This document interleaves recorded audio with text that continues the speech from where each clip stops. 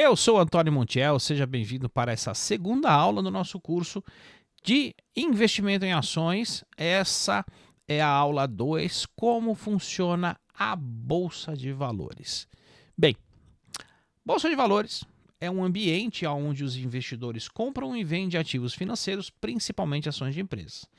Ela funciona como um grande mercado organizado que conecta empresas que precisam de capital com investidores que querem participar do crescimento dessas companhias.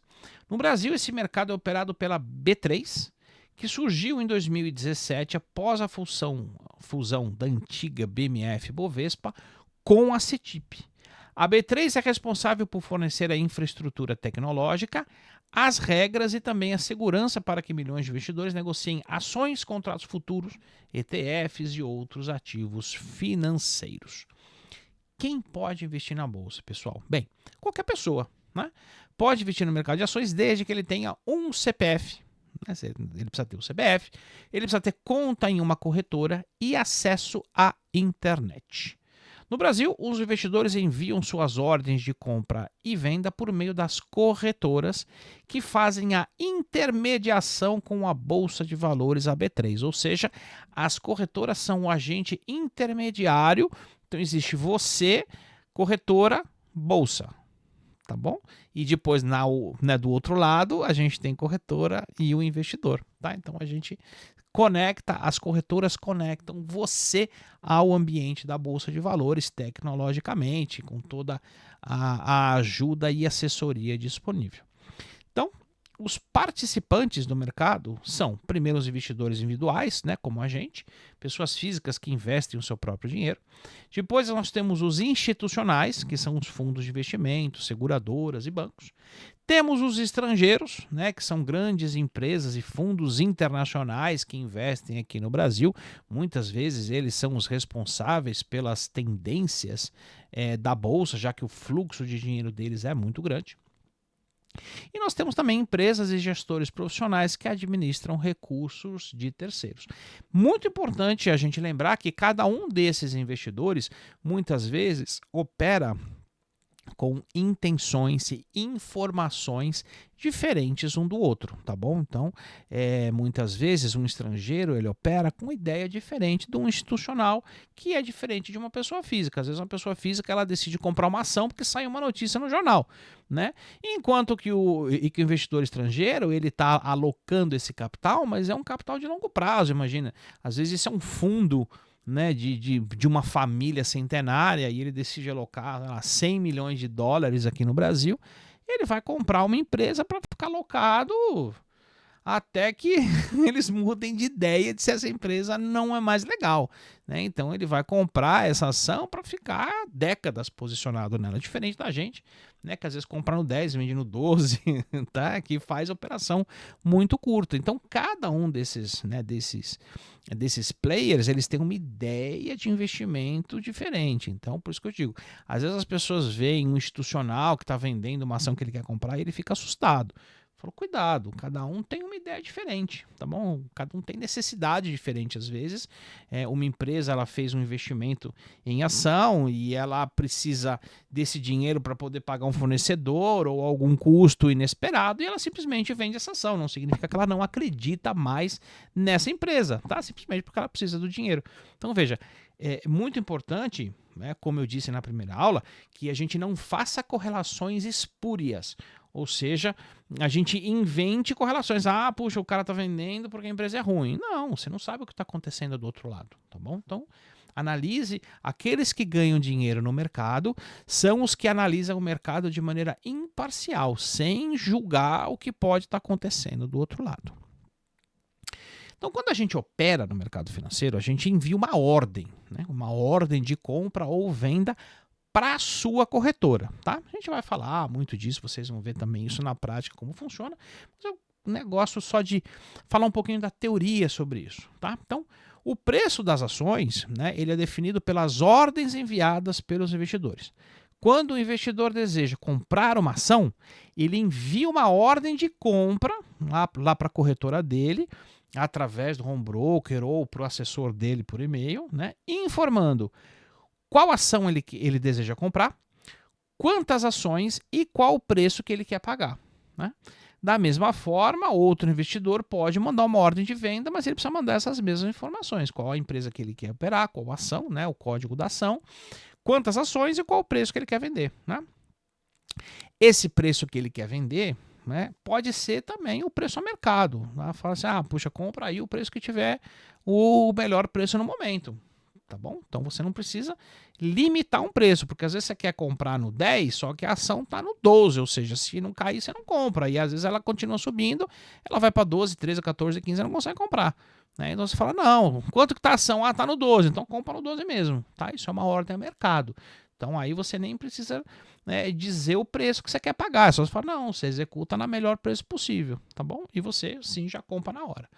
Então a negociação ela acontece quando o preço do comprador encontra o preço do vendedor, seja pelo preço que você dispôs a comprar ou a vender, seja a ordem a mercado. Né?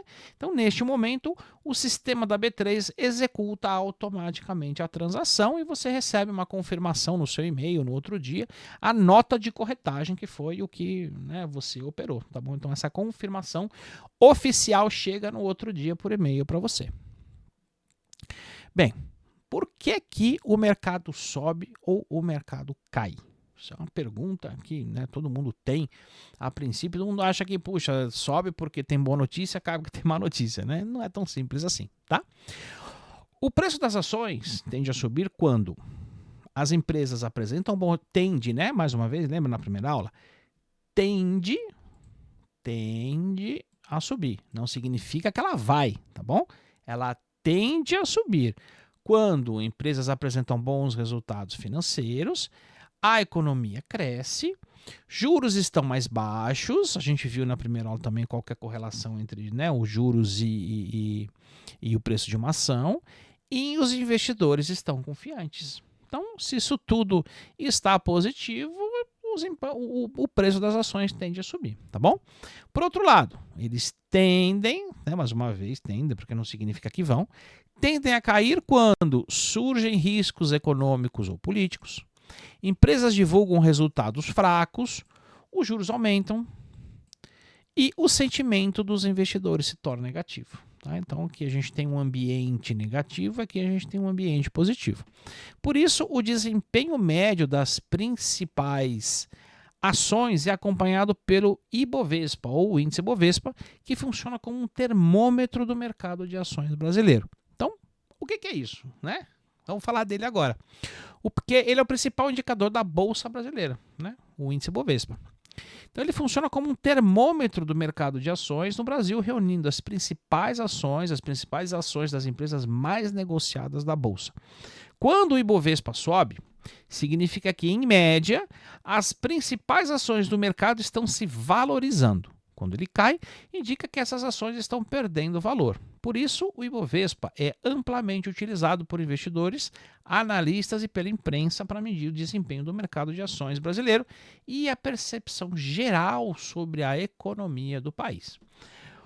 Este índice, né, o índice Ibovespa, ele é composto.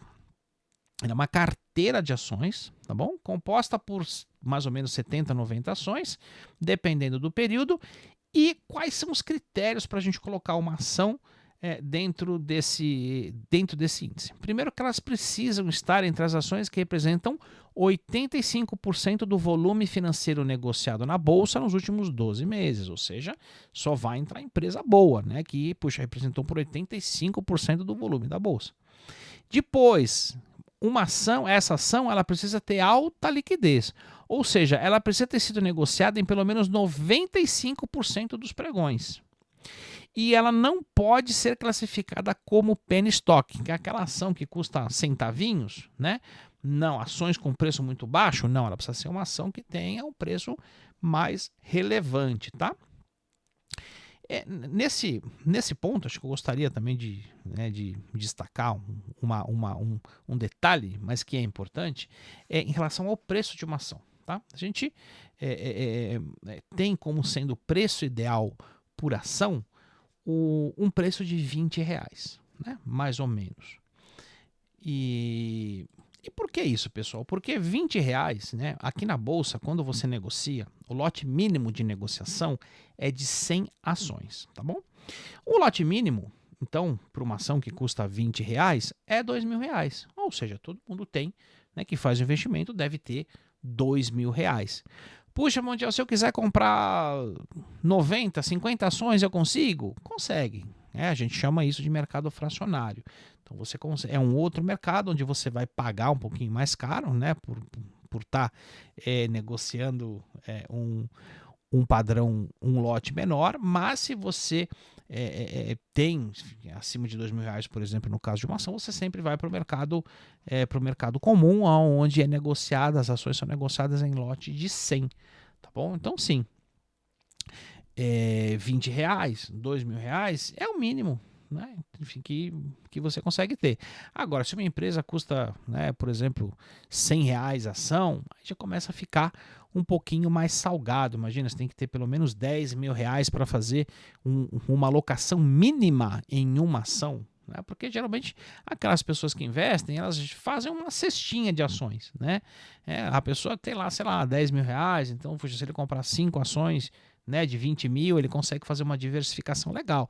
Agora, se a ação custar R$ 100, R$ 150, ou seja, ele precisa ter 10, 15 mil reais para comprar um papel, né? Enfim, aí ele não diversifica o seu investimento. Então, isso reduz o apetite dos investidores. É por isso que a gente sabe que, né, então, um preço ideal fica aí por volta de R$ 20, R$ 10, tá?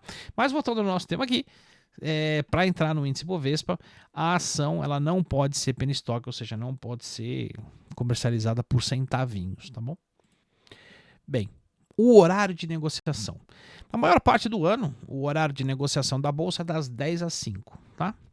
Mas, né, com o fim do horário de verão nos Estados Unidos, lá no mês de novembro, a bolsa aqui se adequa ao novo horário dos Estados Unidos. Então, as ações, a bolsa passa a ser movimentada, ela passa a operar das 10 até as 6, mais ou menos, né? 5h55, tá bom? Essa alteração, geralmente, ela dura até fevereiro ou março, então ela vai de novembro até fevereiro ou março. Mas a bolsa sempre comunica, enfim, todas as alterações, seja, né, para ir para as 6 da tarde, para voltar para 5, em novembro e em março ou fevereiro, ela sempre avisa publicamente, e a corretora também vai te mandar um e-mail, a corretora que você opera também vai te mandar um e-mail avisando dessa alteração de horário, tá bom?